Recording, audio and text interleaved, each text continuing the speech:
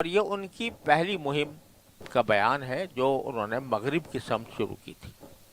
یہاں تک کہ جب وہ سورج کے ڈوبنے کی جگہ پہنچے، اس سے مراد مغرب کی سمت ہے، اس کا آخری حصہ، دنیا کا مغربی کنارہ، وجدہا تغرب فی عین حمیہ، تو ان کو دکھائی دیا کہ وہ سورج ایک دلدل جیسے سیاہ چشمے میں ڈوب رہا ہے۔ بتلانے کا مقصود ہے کہ جس جگہ پہنچے تھے اس کے بعد کوئی آبادی نہیں تھی، سمندر ہی سمندر تھا مغرب کی سمت میں، اور چونکہ سمندر تھا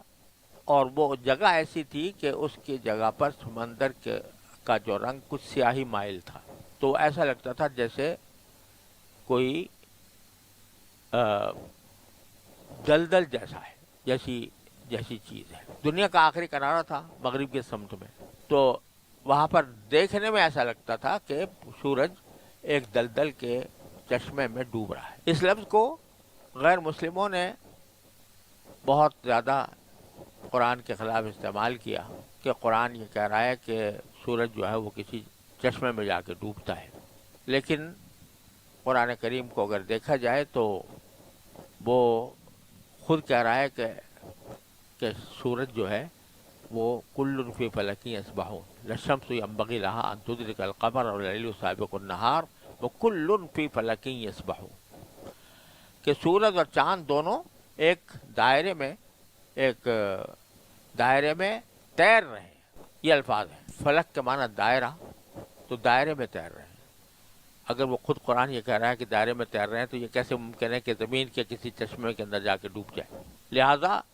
بالکل ایک عام آدمی کو بھی یہ بات سمجھ میں آ سکتی ہے کہ مطلب یہ ہے کہ وہ ایسی جگہ پہنچے تھے جس کے بعد کوئی آبادی نہیں تھی، سمندر ہی سمندر تھا، اور سمندر کی شکل اس وقت ایک دلدل والے چشمے جیسی تھی سیاہی کی وجہ سے۔ قرآن بسا اوقات ایسی تعبیرات اختیار فرماتا ہے کہ جو عام آدمی کو دیکھنے سے تعلق رکھتی ہیں، اس کا حقیقت حال سے مقصود نہیں ہوتی۔ جیسے قرآن کہتا ہے کہ انزلنا من السماء ماء، ہم نے آسمان سے پانی اتارا۔ اب پانی آسمان سے تو نہیں اترتا، پانی تو بادل سے آتا ہے، قرآن خود کہتا ہے کہ بادل سے آتا ہے،